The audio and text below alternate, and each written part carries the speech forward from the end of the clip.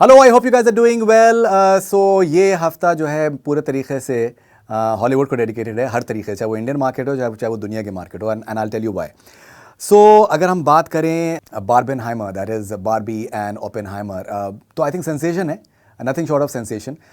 मैं क्विकली में बात करता हूँ हॉलीवुड के जो जो बॉक्स ऑफिस है, नॉर्थ अमेरिका का जो बॉक्स ऑफिस है। So Barbie has created a sensation, $155 million in the opening weekend, और it was expected to do something like 85 to 95, लेकिन it has gone ahead and did something like $155 million.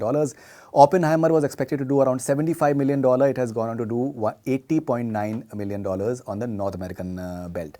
ये बहुत ही कमाल का I think opening है हर तरीके से। Mission Impossible dead reckoning part 1, it has haemorrhage by 64% in the second weekend, लेकिन मिशन इम्पॉसिबल अभी भी it is not out of reckoning. Interesting, out of reckoning.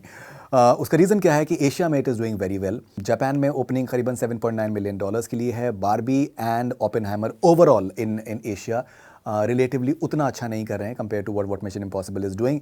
Mission impossible traditionally जो उनकी जो मार्केट होती है वो 70% उनकी ओवरसीज़ होती है, that is I am saying north America is their home market, 70% is the international market, and it usually has long legs. जो ओल्डर ऑडियंस है वो मिशन इम्पॉसिबल को पेट्रोनाइज करती है, तो वो अभी it is still not out of the race, and आगे चलकर हम देख सकते हैं उसके अंदर एक in a long term perspective the movie doing well overall. अगर इंडियन बॉक्स ऑफिस की बात करें तो सेंसेशन है। ओपेनहाइमर और बारबी ने मिल के करीबन 65 करोड़ किए हैं ओपनिंग वीकेंड पे, और नेट ग्रॉस करीबन 80 करोड़ है।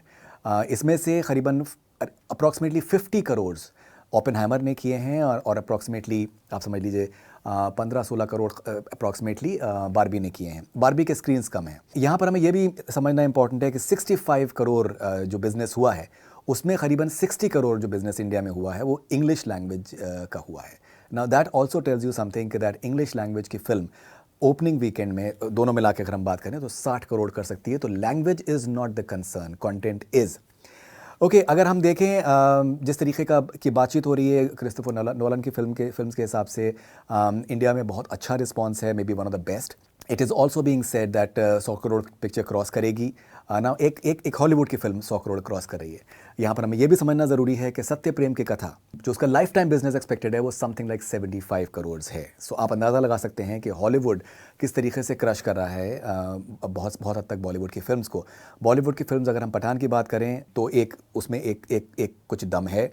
जवान आने वाली है, अगर उसकी बात करें तो उसमें कुछ दम है। कुछ और फिल्में हैं सेकेंड हाफ में, उनमें कुछ दम है। अदरवाइज जिस तरीके का रिस्पांस फिल्मों का आ रहा है वो it is not something which is very very heartening either. So आप कैसे देखते हैं इस पूरे घटनाक्रम को एक तरीके से? The way Hollywood is literally ruling right now. Box office, cinema halls में लोग देखने के लिए जा रहे हैं फिल्मों को।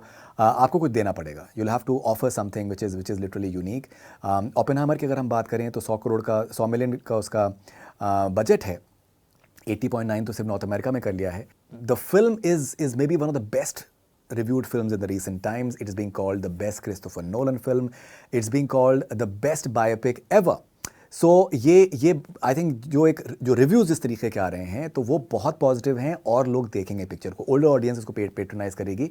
सो इस फिल्म के भी लॉन्ग लेग्स होने वाले हैं। ये बहुत अरसे तक इसके बारे में चर्चे होते रहेंगे। ऑस्कर्स में जो है ये बहुत कमाल करने वाली है ये फिल्म, इसमें कोई दो राय नहीं है।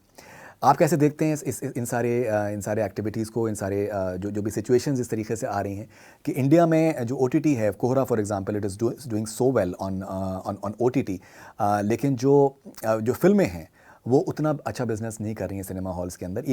इवन अदरवाइज जैसे बवाल for example has just released on Amazon Prime, but काफ़ी क्रिटिसिज्म आ रहा है उसका, जहाँ तक अगर राइटिंग के लेवल पर अगर हम बात करें। कोहरा और बवाल की राइटिंग का कोई कंपैरिजन है ही नहीं, फिल्म और OTT कोई कंपैरिजन नहीं हो रहा है। सो ये इंटरेस्टिंग टाइम्स हैं, बहुत ही दिलचस्प टाइम्स हैं, और हम चाहेंगे कि आपकी ओपिनियन क्या है आप हमारे साथ ज़रूर शेयर करें। This is Fereydoon Shahriar for Connect FM Canada. Stay connected. Do subscribe to our YouTube channel.